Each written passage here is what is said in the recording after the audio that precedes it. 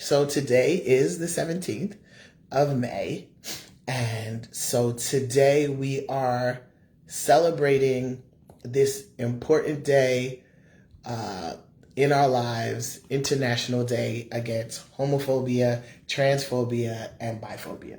So the main purpose of this day, May 17th, is for mobilizations to raise awareness against the violence and discrimination and repression of the LGBT communities worldwide, right? This is not just an issue here in the US, but this is a worldwide issue, right? Which in turn provides an opportunity to take action and engage in a dialogue with the media, policymakers, public opinion, and just a wider civil society, right? And this is why I'm doing this now, because this is what this day is for. I represent the community that I serve, which is the transgender community and the community period, right? Because I show up Black before I show up trans, right? So it's really important for me to express this on this day, right? So also one of the goals of this day is, to create an event, to be visible at a global level, right? Again, not just in your state, but in your country, right? It's really important because we do have violence in other countries against homophobia, transphobia, and biphobia, right? People are murdered, like straight, no questions asked. In Uganda, it's really, really bad. Like I have children in Uganda that look up to me and call me dad, and it really hurts me that they can't walk in their truth and be who they are, because they will be beat by police and by just regular people, citizens, just walking around, right? So it's not safe in Africa. But again, we shouldn't have to conform to a specific type, right? We're all different. So by us globally coming together and recognizing this day, this is decentralizing an approach that's needed to, diversify, right? Social, religions, cultural, political contexts in which rights are violated, right? So this leads to a variety of events, and approaches towards celebrating this day, right? It's an international day against us, as human beings, right?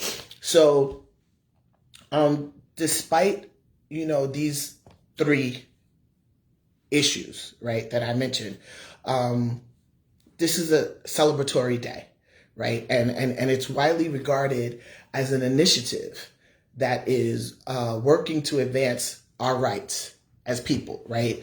With diverse sexual orientations, gender identities, and sexual characteristics, right? This allows for a wide range of different self-identified expressions. We come together and we share a pride. This is who I am, to walk in your truth, right? It's to share, pride in oneself, happiness, and the love with others, right? As we are, So we're really charged against conforming to social heteronormatives, and it's not fair, right? So there are so many different forms of hate in this world, but we just want to acknowledge this day and as a concept, because it was conceived back in 2004. Right, I just want to give you a little history. Right, so this day was conceived back in 2004. It was a year-long campaign. It started out as the Day Against Homophobia, right? In 2005, 24,000 individuals, as well as organizations such as the International Lesbian and Gay Association, the International Gay and Lesbians Human Rights Commission, the World Congress of the LGBT Jews, and the Coalition of the African Lesbians signed an appeal, right? And it was to support the International Day Against Homophobia initiative. That's where it started, right? And so this day took place in several countries, and it just struck off with so many first LGBTQ events taking place, like in the Congo, in China, in Bulgaria, right? May 17th was specifically chosen to commemorate the World Health Organization's decision in 1990 to declassify homosexuality as a mental disorder, right? So that's why the date was chosen. And then in 2009, transphobia was added to the name of the campaign. And then more activities took place that year that focused primarily on transphobia, right? Because of the violence and discrimination that we face as people. So a new petition was launched, and that petition, in cooperation with the LGBT organizations previously, it was supported by more than 300 NGOs, right? So that was like 75 countries, right? So this is big, right? Because like I said earlier, there are really bad, I can't even stomach to say it, but I'm gonna just say discriminatory acts, right? Violent acts against us. And I've seen some of the videos, and I know some of the people that this has happened to. And I just couldn't imagine, having to hide who I am as a person, because I love people, and I love being, of service.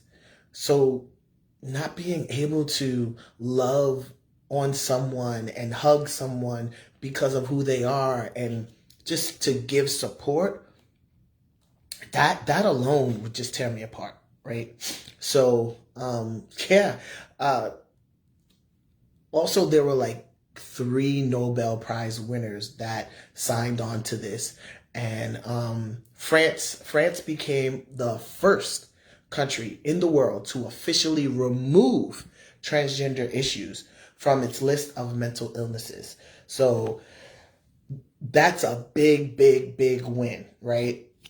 And as it stands, as of May 17th of last year, the International Day Against Homophobia, Transphobia, and Biphobia has been officially recognized and commemorated by over 130 different countries across the globe. So we got to give it up for that.